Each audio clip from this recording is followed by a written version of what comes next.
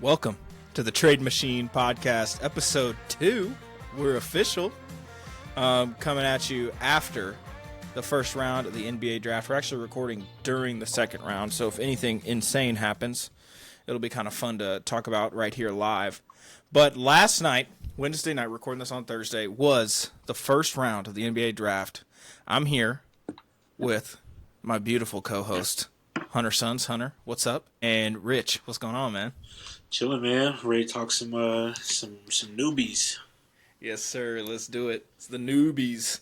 I love it. So, round one of the NBA Draft was pretty chalk for about the first 5 or 6 picks, and then it got really exciting really quick. So, it was a super interesting night. Some players did what I thought were super smart and awesome, and then some teams also did some insane things. So, there's a lot to talk about. I know we've talked a little bit about it, but I'm excited to dive into it. So I asked you two to bring me some of your most interesting teams, good or bad, right? Picks you really loved, picks you really didn't love. And so we've all kind of got our teams. We haven't talked about them beforehand, and so I'm excited to see where we overlap, where we don't. Rich, you mentioned a team, and I'd love for us to open with what you were just talking about earlier. Yeah. So going into the draft, like you said, first few picks were like, okay, we kind of knew what was going on. And I'm going to say Indiana. Utah's first pick. They picked Ace Bailey. I'm like, okay, whatever. They bring some shooting and some floor space, and that's cool. But then they went out and got Walter Clayton Jr. And he was probably my favorite player to watch during March Madness because he was, he's just insane. Everybody knows what he did, but to have the kind of season that he had, and then going into the national championship, he kind of started off slow in that first half, and then he came through, clutch like he always did throughout the season, and kind of closed out the game offensively, and he had the last defensive stop. But as far as what it means for Utah, they already got Lauri Markkanen. I don't know if Walker Cousins is going to be there for much longer. I know that's a trade target for the Lakers. We'll see what happens there.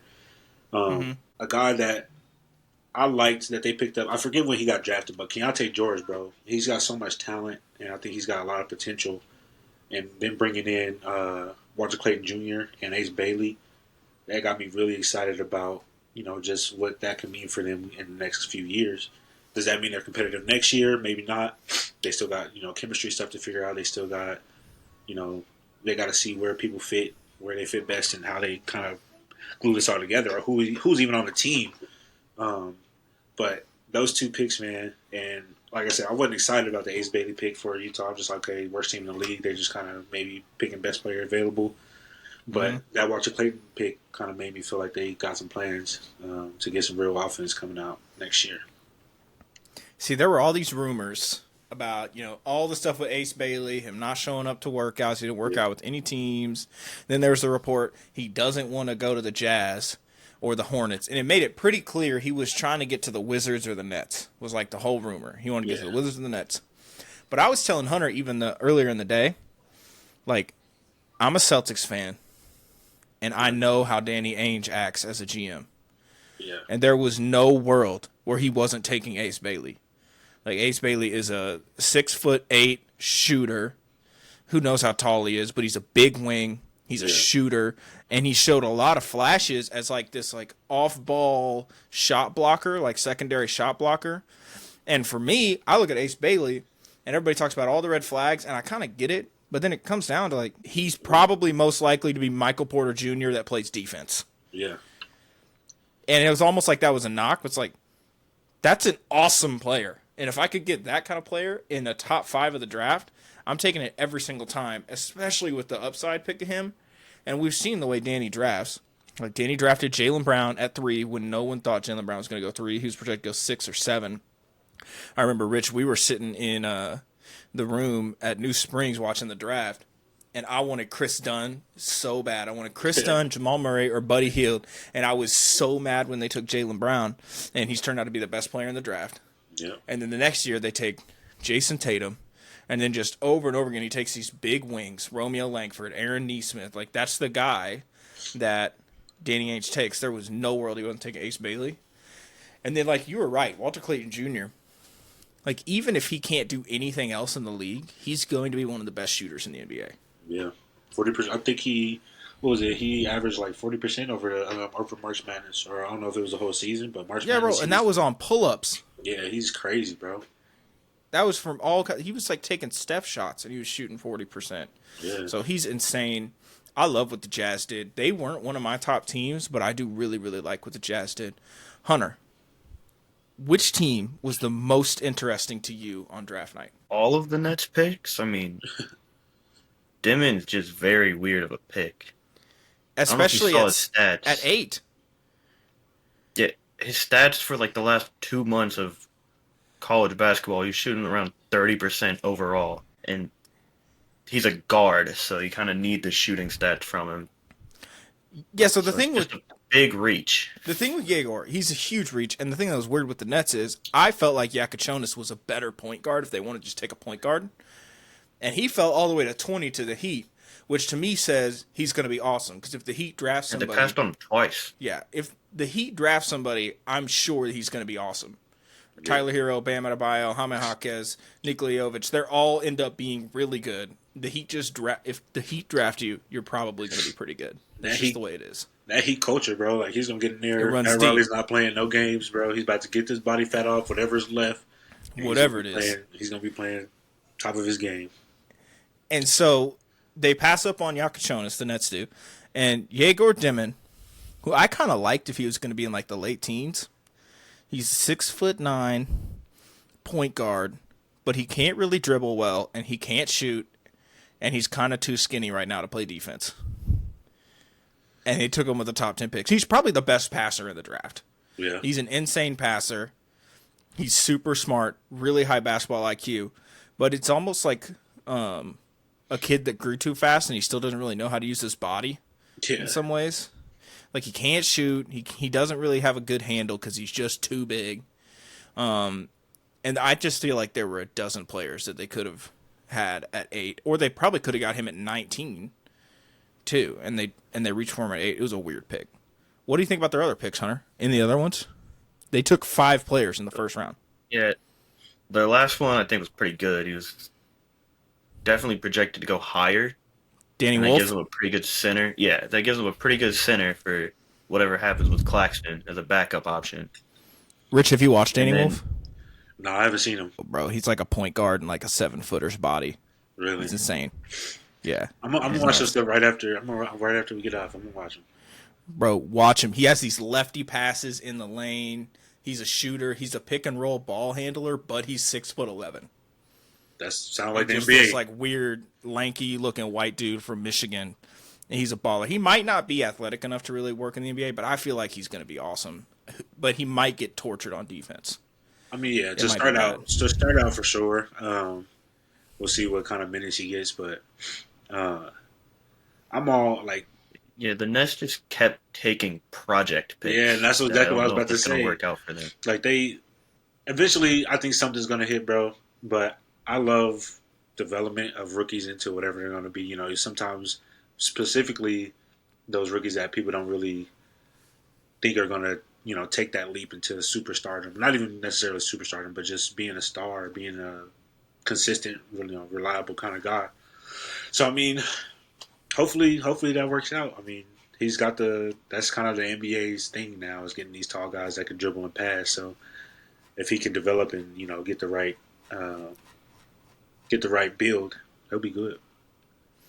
Yeah, I like him.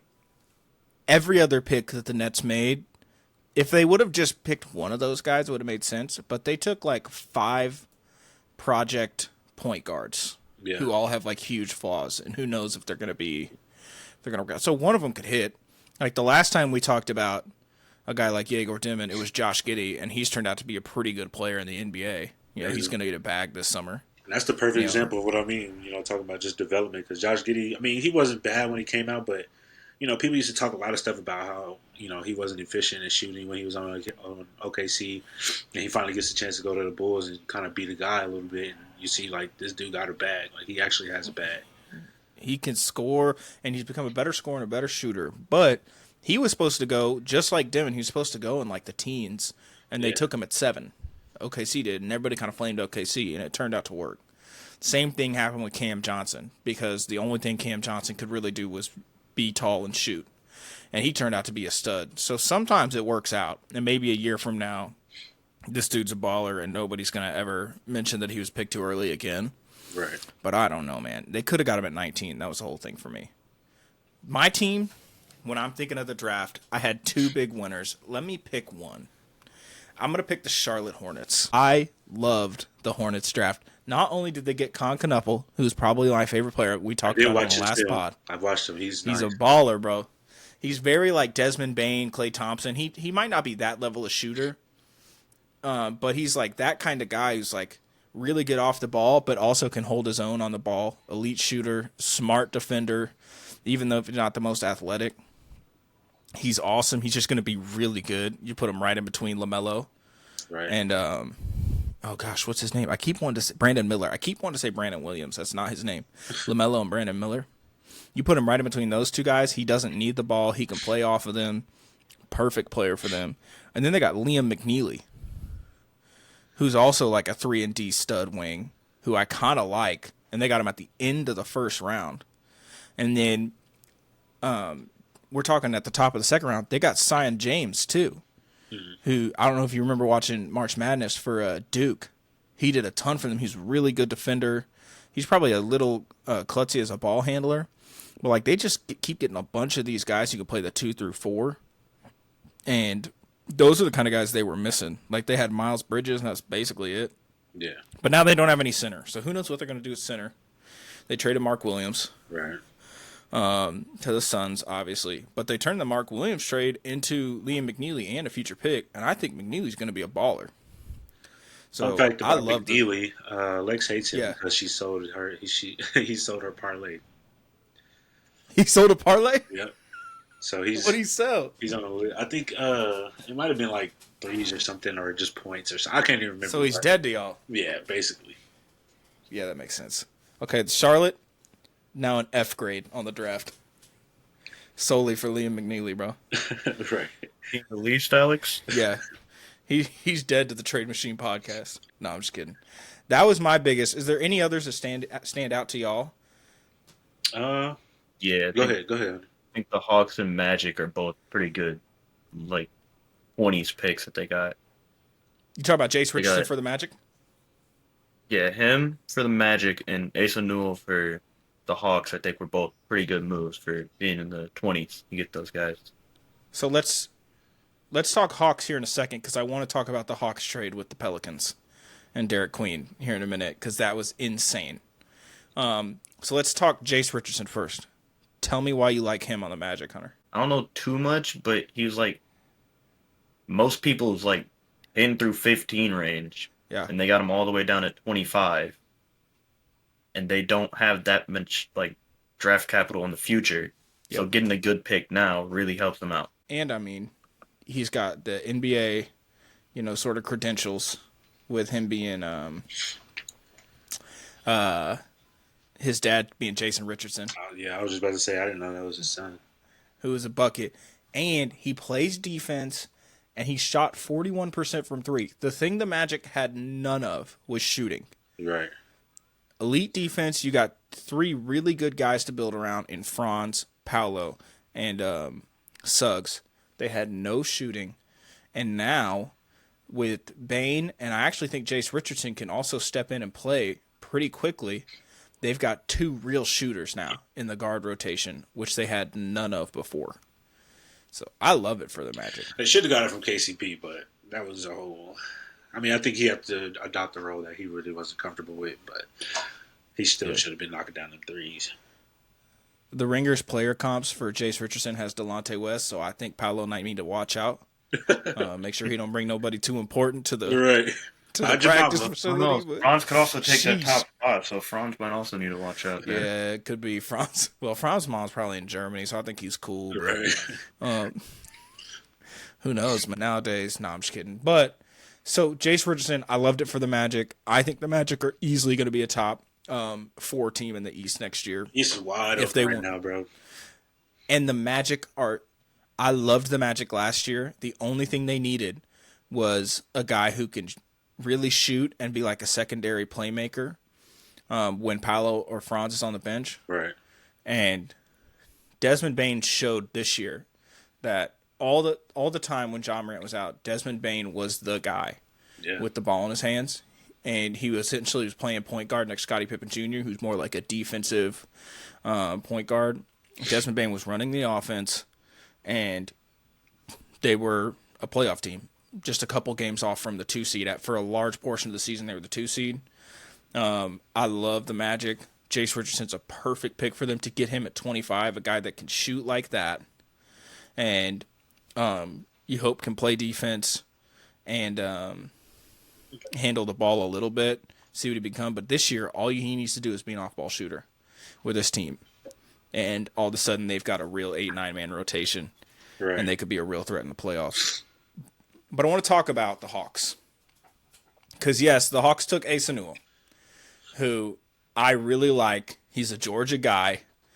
He's huge. And got a 6'11" wingspan, 6'9", really, really like an athletic, big putback guy, high motor, can do a lot of stuff on offense for you.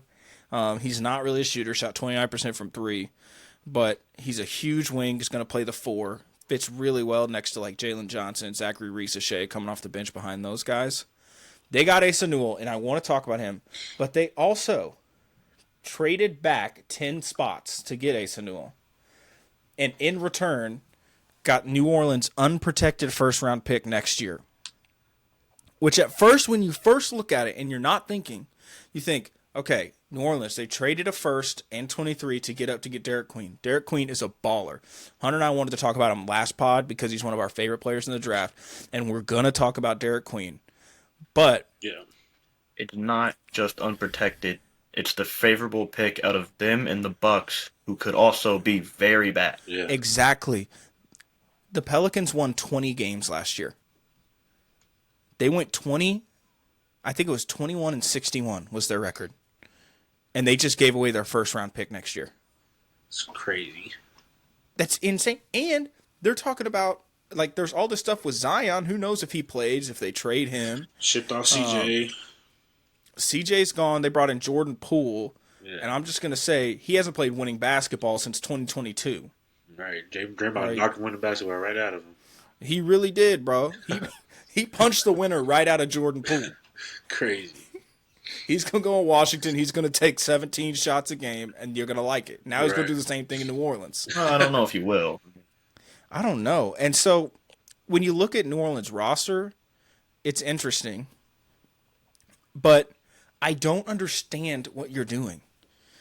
Right? I can name you 9 guys on their roster I really like, but also 5 of them are probably not going to play, and like 6 of them need the ball in their hands to be good. Yeah, it's a muddy situation. They're not building for a fit. They're just building off of good names and not how well they fit together. Which I guess, like, you take the best player available, but you don't take best player available and not care about how your team's going to be next year when you gave up your first-round pick next year to get him. And like, Derek Queen is one of my favorite players in the draft. He's the most boom or bust player, in my opinion, where he's either going to be like the comp I saw was that I liked a lot was like on offense, he's kind of very quick Chris Webber with a little bit of Şengün. Yeah. Like, he's a baller, elite post moves, elite footwork, and he's pretty good. Like, when he's in transition, he kind of reminds me of Bam. Like, he's not as athletic, but as a ball handler who's 6'10", coming down the floor, like, that's who he looks like to me. But he's got big question marks on defense. He didn't really shoot from 3 well. I think he will be a good shooter. You just look at his shot, it looks good. He might get tore up on the defensively, and now who on the Pelicans is going to play defense? You have Herb Jones, you've got Trey Murphy. Yves Misty wasn't even that good defensively this last year when you look at the numbers. No, but he can be good enough. And then you got Alvarado, who might not even get minutes now. They've got Poole, Jeremiah Fears, DeJounte Murray. He's more of like an energy guy, like just kind of exactly. Spark. But like, I'm just start naming guys. DeJounte Murray needs the ball in his hand to score. He's essentially a point guard. Right. Jordan Poole, a bucket getter with the ball in his hands. He's not an off-ball player. Right. right? Zion Williamson is a 6'10", 300-pound point forward. Needs the ball in his hands to score. And when he has the ball in his hands, he's awesome. They draft at 7, they draft Jeremiah Fears, right? Who is, the comp is hopefully he can be like a Kyrie kind of scorer, right? Who Yeah, I don't. but Go ahead. the shooting's not there for him. He shot under 30%. Everybody From loves three. Jeremiah Fears. When I watch Jeremiah Fears, I see it, but for me, he's too small, he's too skinny, and he can't shoot. And like, he's a diamond in the rough, and if he figures it out, he can be an awesome player. But I also think New Orleans is one of the worst places for a player like that to go, So do you think? because he's just surrounded by guys who are gonna have the ball, and Jeremiah Fears is gonna be watching them the entire time. What were you saying, Rich? No, I was just asking. Like, do you think? With them having all those guys that are pretty similar, what they, and what they bring to the team, do you see them keeping everybody? Because I think, they started with Brandon Ingram, obviously, and he didn't really get to play in Toronto, which they would have been, nice. It would have been nice to see them play and see how they kind of mesh together. But do you think that they kind of keep that team together, or maybe not? I don't think they're trading Zion. That's like a franchise guy. You don't trade Zion. Like that would be like them trading. That would be like Dallas trading Luka. It happened, but it doesn't happen. But do you think like guys like Herb Jones? Do you think he stays? Do you think DeJounte stays? Do you think do they keep these rookies long term, or what's kind of your outlook on that, both of you? We haven't even mentioned who I think is probably the best player on their team right now. Wait, And let it's me Trey guess. Murphy. Ah, never mind. Yeah, he's like the Who you only gonna guess? untouchable guy. Huh? Daniel Tice? that your guess? Yeah, because he came from the Celtics. No, I was playing. Trey Murphy is probably the most valuable player on their team. 6'8" wing, plays defense, I like Trey. scored 20 a game this year. He was like 25-5. I don't know what his assist and rebound numbers ended up being, but he had a real stretch of 25-5. He's a good shooter, and he's never going to touch the ball with this team. Yeah, it's I just don't- kind of sad. I think they may trade Zion, but then again, the issue of trading Zion is his value is so low right now because he never plays. And then there's all the off the court stuff with him now too that's going to drop his value even farther. And then if you trade Zion, you're basically tanking, but you gave away your first round pick next year. So like you can't trade Zion. That's why I'm thinking. Go ahead. Go ahead. Finish. That's why I don't understand what they're doing. It makes no sense to me. Well, that's why I asked the questions. I'm just like, to kind of get an idea of what they, might do, because I don't understand it either. Like what's going on with trading your future for guys that don't, at least right now, don't seem like they're the catalyst for changing your franchise. I don't know. But look, if Jeremiah Fears and Derek Queen hit, then none of it matters because they're both awesome. And it could be like, a couple years ago when the Texans traded everything, they traded their next year's pick to get Will Campbell. Yeah.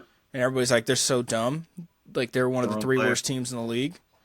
No, they drafted C.J. Stroud at 2, and then they Will traded Anderson. everything to get, yes, not Will Campbell. Sorry, Will Anderson. Good Lord. I don't even. Very different players. Very different players. To get Will Anderson, and then they ended up going to the playoffs, and it didn't matter, right? They made a big run. I just don't see it with the Pelicans. Like, I can name you 10 teams that I think are probably going to be better than the Pelicans next year.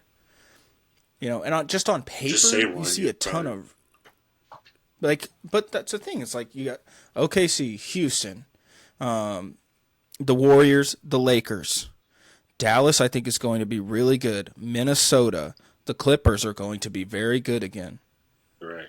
Who are the teams I'm missing? I'm missing a bunch. Rockets. I was The just saying. Rockets, obviously, the Rockets, bro. I was just saying, name a team. They'll probably be better than the Pelicans next year. But literally, any team, I think the Spurs are going to be better than the Pelicans. Yeah. The only team that I am sure is going to be worse than the Pelicans next year is the Jazz. And even then, we just talked about how they just got guys. We kind of like them. At least And they're they kind of in a win-now mood. right. At least they have. You can kind of see the vision a little bit. You can't I can't Exactly. see that with. It makes no sense. And so I love Derek Queen, one of my favorite players in the draft. He could end up being really good. I'm not as high as on Jeremiah Fears as everybody else, but I also do recognize he could end up being a real bucket, like a real problem. Yeah. I love DeJounte Murray. He's just not healthy anymore. And the version of DeJounte Murray that I love that played on the Spurs, we haven't seen him in 4 years. And Jordan Poole, I don't understand why you trade for Jordan Poole. And I love Zion, but he never plays. And when he does play, he just stopped playing defense. Like, he came to the league as this, like, defensive superstar, and he just doesn't do it anymore. I don't understand it. I'm trying to conserve that in case they healthy. I mean, it's not like that worked, but I don't know. I don't know, bro. Exactly. And it don't even work. It doesn't make sense. And so, A-plus trade for me for the Hawks, because not only do they get Asa Newell, who fits really great with them, and all of a sudden the Hawks have Trae Young and just a ton of huge wings. And then they also have Okongwu and Kristaps to play the 5. And then you've got Dyson Daniels, Jalen Johnson, Asa Newell, Zachary Reese-Shea. I mean, just name after name of just huge, big wings. And around Trae, I love what they did. I think it was an awesome trade. And I think the Pelicans were even worse than the Nets. Because the Pelicans players they picked, fine, I get it. But I don't understand how they gave up next year's picks. Yeah. To move up 10 spots to get Derek Queen. I think that's the, as far as going back to the Hawks, I think that's the recipe for kind of offsetting Trey's weaknesses. Yeah, for like his just the way he's kind of a liability on defense, bro. Because you can't really like he's a small guy. He's not going to give you. He can probably get a few steals off of just pure quickness and jumping the lanes, whatever. But you get just a bunch of big guys around one of the best shooters in the league. That's always been the recipe for success in the NBA. If you get a guy that can handle the ball, who's smart with decision making, Trey can pop off for 20 assists any night. You know what I mean? You couple that with not only the bigs, but bigs with skill, bigs with specifics. Kristaps is going to bring more 3-point shooting. Dyson Daniels is a great defender. He can, he's pretty decent on offense too. He's showing flashes. Yeah, they might have it together, bro.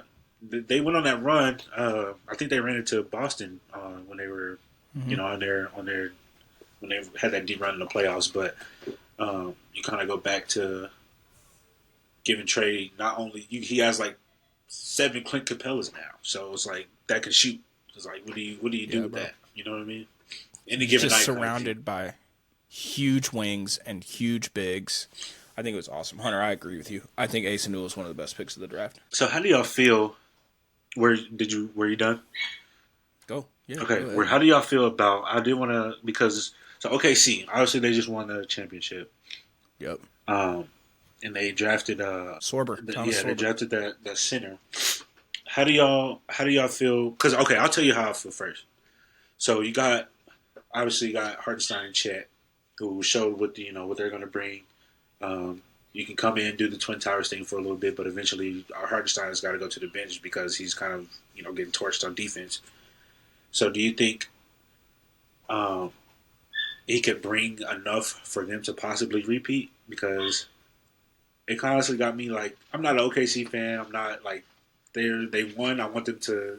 I want to see a new team in the unless it's the Lakers. I want to see a new team every year in the finals. So, but do you think he gives them enough to be able to make another run at it, or just have a better chance? I mean, do you think this made them better by that much? I think it made them a little bit better, but I don't even think that's what this trade was about. For me, the trade was about Hartenstein has one more year on his deal at 28.5 that they can really do. They can keep Hartenstein for one more year. But after this year, Jalen Williams and Chet's maxes are going to kick in, and they're going to have to save salary somewhere. And I think they see this as a play not for this year, but for 2 years from now. As a guy who can play in the Hartenstein role. That's why I feel like it was brilliant. Like, he has the potential to be a really good defender, off rip, smart pick and roll player, averaged 2 blocks a game in college, 1.5 steals a game. And I think he's going to help their team this year. Like, not only is he going to be a project, I think he could play for him this year. What do you think, Hunter? Yeah, they didn't really have that backup big on their bench. It was mainly just a ton of shooters. Hmm. So he kind of gives them that role right now as a backup big. They didn't Yeah, have currently because it was Jalen Williams as their backup big, yeah. and he just didn't play for him. So It just got me thinking, man. Like, obviously, OKC had. Okay, get in the car right now. Sorry, y'all. Um, obviously, OKC. They had the recipe that they needed already. They won the finals. Okay. I was just curious about how y'all felt about bringing a more kind of defensive minded guy in and kind of giving them another boost to an already great defense. Yeah, I think his job is to learn from Hartenstein all year and then take his job 2 years from now. Okay, That's my guess. that's interesting, bro. I like that's another guy. Like I'll say this, bro. I'm an NBA guy through and through, and I like the college guys Hmm. coming in. Like when I do my research when it gets to the draft, you know what I mean? That's that kind of thing. Yep, same. But but yeah, bro, I'm excited about what next year's going to look like with these rookies coming in. These rookies coming in with more and more talent every year, and it gets more interesting every draft we have. So I love it, man. Hunter, you have any more teams that come to mind? it's a pretty interesting one at pick 16 with the Trailblazers. But Yeah, you talk about Chinese Jokic. I don't know how I feel about it because most of it's like talent wise, he definitely could have been at that pick. It's just most people didn't know enough about him to want him Nobody there. knows That's why anything they about had him. him in the second round. I mean, 2 seconds, guys. I'll be right back. But Yeah, you take time. apparently, the Trailblazers have had a scout like researching him for the last few years, so Hmm. they've known about him for a while, and I guess they just really thought that they needed him. But they have four centers now, and it just Well, I don't get it. Robert Williams never plays, so you can't really count him. DeAndre Ayton's on an expiring. They're not bringing him back. I think their idea is Hansen, if he pops, he can play behind Klingon, and he's kind of like the evil twin to Donovan Klingon. Where Donovan Klingon Yeah, has like no offensive bag, Hansen's the exact opposite. yeah, it's still just kind of weird that they keep going for the new centers. Is what Yeah, but I mean, is weird. they got a full roster. They got tons of wings: Denny Avdia, Tamani Kamara, Jeremy Grant. Um, they've got a bunch of Shaden guards: Sharp. Shaden Sharp, Scoot, Drew Holiday now, and they got a bunch of bigs. They just needed a guy, and so if I think I'm taking the upside pick if I'm Trailblazers every single time. I think Drew Holiday will be flipped, but yeah, You think so? No way they flipped Drew Holiday. it. The report is that he's pretty upset about being in Portland. They got no reason to keep him for Who that. wouldn't be? Get what you can now before he gets older. I mean, No, bro, so they're gonna tell Drew Holiday he's gonna play. get what you can now before he gets older. You You're not already getting got anything point out of guard. him. You don't trade Anthony Simons just to flip him. Like they're gonna Yeah. try and play with Drew Holiday. They might flip him at the trade deadline. If Let him whoever boost the the value Mavs over try the and year. sign, exactly, right? Try and flip him to the I Mavs. just I don't know. they're not in enough of a win now situation for him. What I think. Well, they had a stretch at the end of the year. They were really, really good, and maybe they think that that's the kind of team they can be. Shaden Sharp can take a step up as like their go-to scorer. Denny Avdia was awesome the last couple months of the year. And Scoot showed some flashes too. Maybe they think that they can make a real run. The West is too stacked. I don't think they're anything But better than a they're surprise just playoff team. they're Playing just team. missing. They just have all these guys that are like above role players, and just they don't have that guy on their team. They don't have Yeah. the star of their team. My one problem. Well, look, Young Hansen, he is a star. Go watch his highlights, Hunter. He's a bucket. You always like these type of players. The Shingun you really like. Yeah. You liked Jokic before he was good. Derek Queen. Derek Queen. You like this I guy. love Boris Diaw back in the day. Boris, man, I missed them days. Boris Diaw Hey days. man, when big boys are out there throwing dimes, getting buckets in the post, I can't help myself. I see what little Alex dreamed of. And then he Yeah, grew but to you never had the 5'11" height and a for that. half. Oh, shut up, man. Shut up. Don't act like you got the height for it either, bro. I never dreamed of that. So I mean, Yes, you did. Yes, you did. Everybody's dreamed of being baby Jokic. I knew my All dreamed dreams. of being Jokic. I was- you're the same age as Jokic. I don't think That's crazy to think about. to dream about it. Okay, that's not okay, Hunter. We don't have to do this. We don't have to do this. Hey, Being we the go- older brother, there's a lot of perks. Your 18-year-old brother calling you old and telling you you're pushing 30 constantly is not one of them. I'm not the one that does that the most now. Yes, you are. Now? Don't even say that. No. Don't try to back out because No. you're on camera. No. You're an ass. We all know it. No. Yeah, I loved it. There's a couple guys. Rich, there any more that come to mind for you? For the last guys you want to talk through? I mean, just going back to the Dylan Harper thing, bro. Because I really, honestly, like after pick, I think it was like 20 something. I fell asleep because I had to be at work early.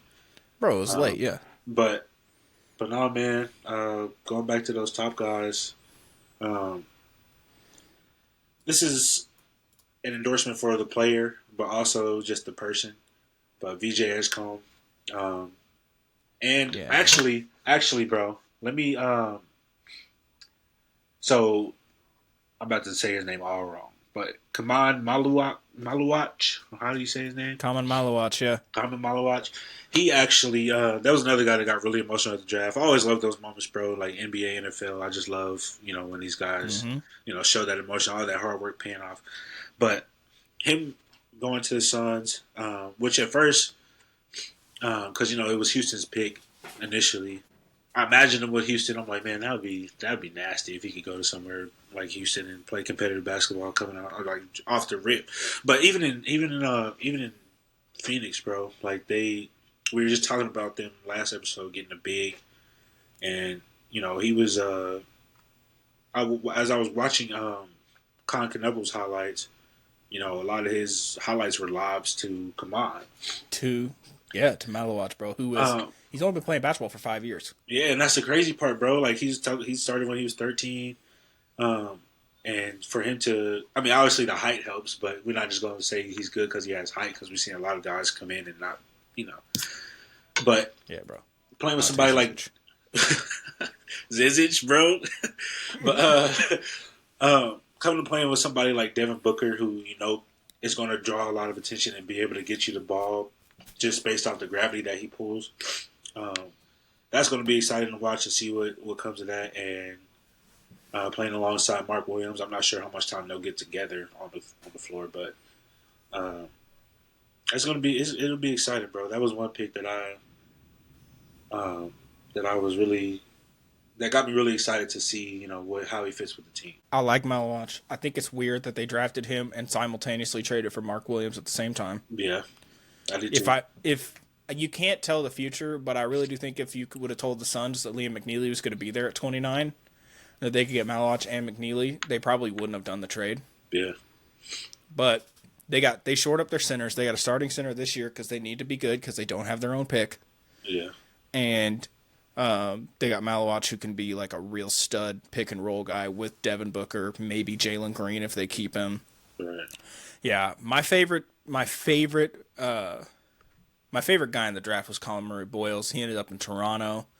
There's like 7 guys that are the Colin Murray Boyles type in Toronto. R.J. Barrett, Brandon Ingram, Scotty Barnes, Colin Murray Boyles. They just have huge, versatile wings who really can't shoot. So That's been their thing. I'm not sure what it's their thing. But I mean, it's turned out like they've gotten Pascal Siakam out of it. Yeah. In the past. And so like that's the kind of guy. I love Colin Murray Boyles. I think he's just gonna make any team he plays better.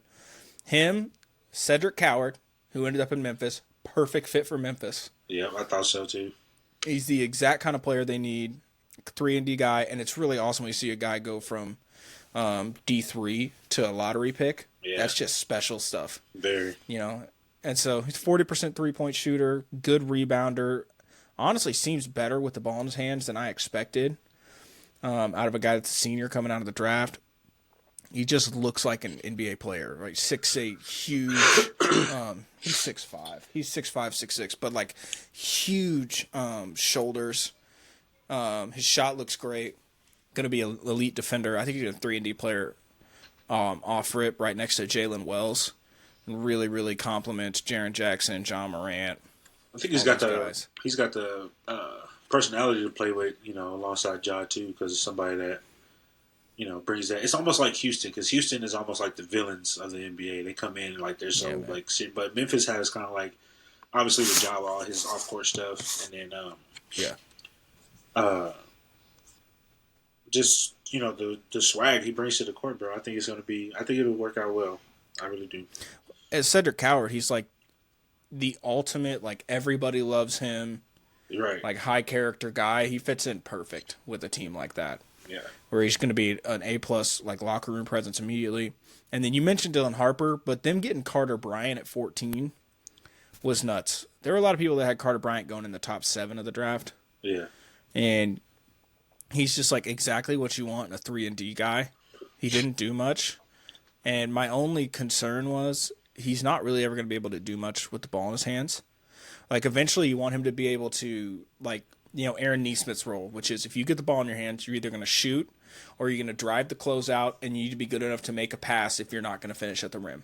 Yeah. Like, that's all you have to do. If Carter Bryant can get there, they got a huge steal at 14 and a perfect player next to Wemby. And they're looking like they have the potential to be a scary, scary team in just the next 2-3 years. Just that team that nobody wants to play. Like, obviously, this team ain't. You know, they don't. I mean, they got Vic. I was going to say they don't have the guy, but they do have the guy. But, They have the guy, Yeah. the guy that anybody wants in the NBA. Yeah. They have him. But you know, you get some. You got that. Plus, you know, surrounding him with Yeah, man. just talent, bro. I'm excited for the Spurs too. Yeah, man. I hear Charlie. I think it's time we better hop off, man. Yeah. I'm coming, Sticky. The draft was awesome. We're gonna be back. We're gonna record next week, and we're gonna record right after free agency. We're gonna break down some of the immediate action, and then give some little predictions about where we think things are going. Looks like it's gonna be a fun offseason. We might get some big trades. I'm just glad that Jaylen Brown and Derek White didn't get traded Wednesday night. Yeah. I Also, don't think I would talk to any other humans for weeks. anybody watching this is from work. I got some putty on my nose. If y'all been seeing this little That's black working, stuff. man. Yeah, Man, so that's I'm 'cause- not- They wouldn't know they got soft hands, brother. Yeah, bro. they Look at wouldn't my know. calluses, bro. I'm DC. Yeah. Yeah. Come on. Working. You don't got soft hands. Not around here. Hunter's got soft hands, though. Hunter, we're going to have a fun year.